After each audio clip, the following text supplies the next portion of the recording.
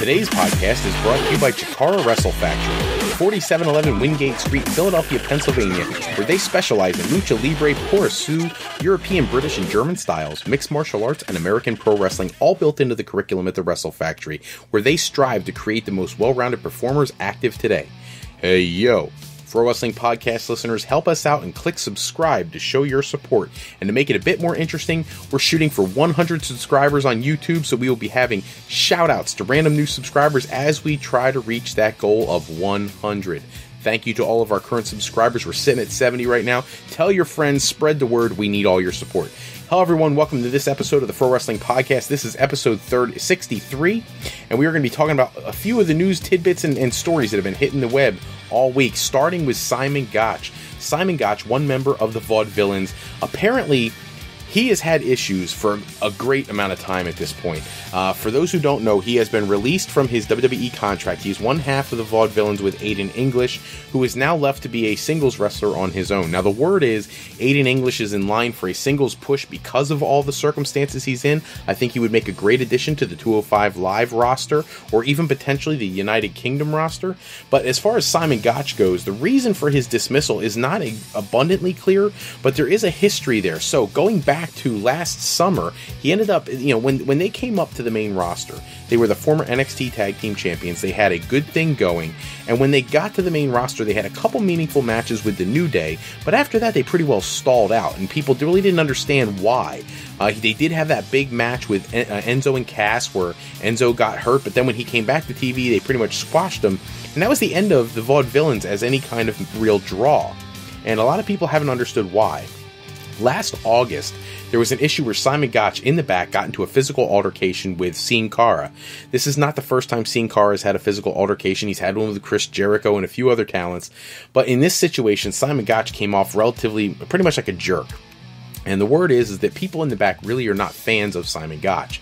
So this is not a surprise that he's leaving to a lot of people, but there is no definitive reason why. Now, there was a rumor out that he had an issue with Aiden English in the back after WrestleMania, but we don't have any confirmation of that. So we'll have to see how this plays out over time. He has noted online that he's going to be talking about what happened and putting his side of the story out there for people to understand. But at the end of the day, he is no longer with World Wrestling Entertainment. And Aiden English, this could be a good thing for him. He now may get an opportunity to showcase his talent as a singles wrestler, which if you watch the Andre the Giant Memorial Battle Royal, he actually looked pretty good when he didn't have to rely on a tag team partner. So I'm actually very optimistic for him in his future.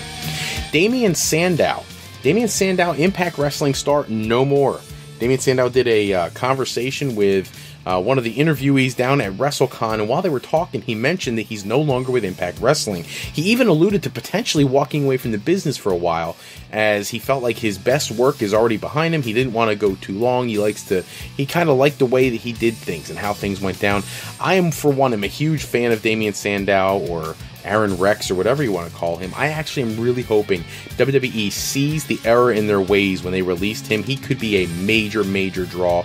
They really had something with him at one point, and then for no explicable reason, they just squashed his character, and I haven't been able to figure out why they did that for quite a while now. So he is a free agent, and apparently not doing anything at the moment. He has not shut the door on going back to TNA, or anywhere else for that matter, but in the meantime, he is taking a step back from professional wrestling.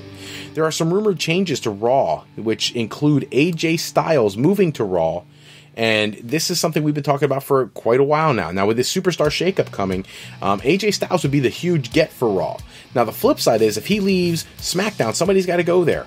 And the word out was Roman Reigns is going to SmackDown. Unfortunately, now there's conversation that not only will AJ be going to Raw, but Roman Reigns will be staying there. And that instead, the big move from Raw to SmackDown would be the New Day. So the New Day would revitalize the tag team division that has really become lackluster and unimportant on SmackDown, and that Roman Reigns and AJ Styles would stay on Raw, and that way it would build more reason for having Shinsuke Nakamura on the Blue brand. My personal opinion is, with John Cena taking an extended amount of time off, this is a problem. because what you don't want to have is a lack of star power on SmackDown, considering a lot of the fans are starting to feel like that's the better brand for actual wrestling action. So I think if they're going to pull this thing off where they move AJ and not Roman Reigns, there has to be somebody else that you bring over from Raw, maybe a Sami Zayn or something of that nature, to try to bolster the SmackDown roster if you're going to lose two of your main stars, meaning Cena and AJ Styles. The other swap that has been proposed is Charlotte and Alexa Bliss. Charlotte would go to SmackDown, where she'd have a host of new opponents to take on, and she could target a new championship instead of the same one she's been chasing for the last year and sharing for the last year. And Alexa Bliss would have a whole new set of opponents that she could exercise her abilities against, who would be completely fresh matches, something we haven't really seen at all, and it really could freshen up both brands' female divisions. So we'll have to keep an eye on Monday and Tuesday night and see how they pull that off. Next tidbit is Ricochet. We don't do a lot about new Lucha Underground on here, and there's a reason for that. Lucha Underground films their series seasons so far ahead of time, and then they take forever bringing them to television. Season 3 was recorded a year ago, and we still are waiting on the second half of Season 3. Right now, Johnny Mundo on camera is the Lucha Underground champion, but the reality is he's already lost that championship. He lost it a year ago. We just haven't seen it.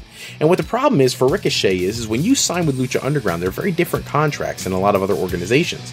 With Lucha Underground, you sign you are going to stay exclusive to that company until they show the season that you contracted to wrestle in, and he contracted to wrestle through the end of Season 3. Well, since that hasn't aired yet, he's not free to sign with any other company. Now, he's a free agent, but he can't sign with anybody until Lucha Underground airs Season 3.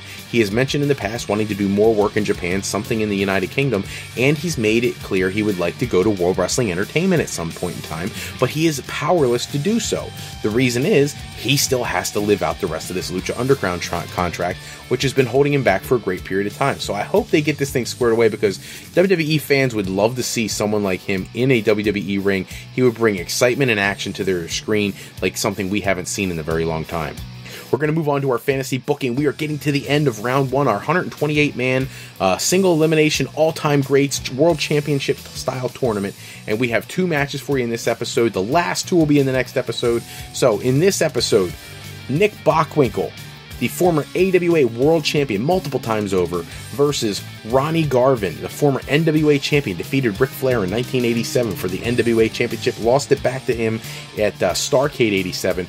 Ron Garvin versus Nick Bockwinkel. And the next match, this is in the first round, this is one of my absolute favorite matches. I would give anything in the world to have been able to see this.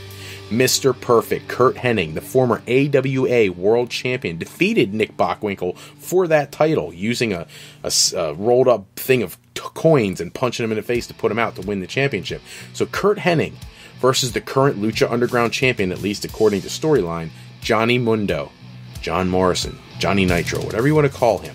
So Curt Hennig versus Johnny Mundo and Nick Bockwinkel versus Ron Garvin. Put your votes in the comment section on YouTube so I can respond to those, tabulate those, and make sure I get you guys, whoever you choose, into the next round. We are getting close to the end of the first round. It'll be very exciting to see what we got in the second round.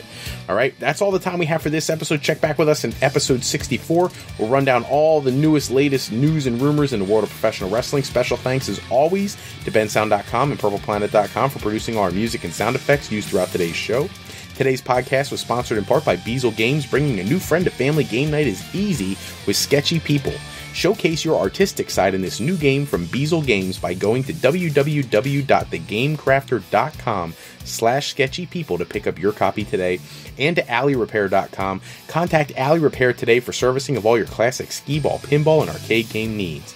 We want to thank you for listening to today's podcast. We encourage you to go to our website at www.frolifeplanning.com to learn more about what Mr. Fro can do for you on your path to higher education. Remember, Fro Life Educational Planning is for today, for tomorrow, and for life with Fro Life.